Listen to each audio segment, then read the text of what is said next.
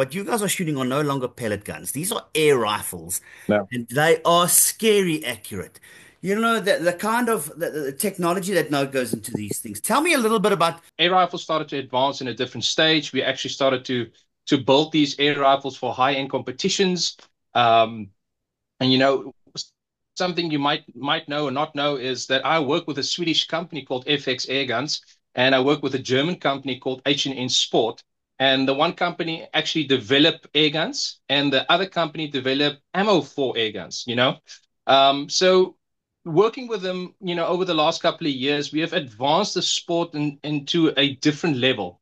So, for instance, in the past, you can take your air rifle, your Winbucks, and you can shoot like 5 or 6 meters or 10 meters at a big tin, at a Coke can like this, and you're hitting the can and everything is good. But now these days, our air rifles or my air rifles that I shoot these days, I have the capabilities of knocking small little tins like this at a half a kilometer. I can shoot them with my air rifles.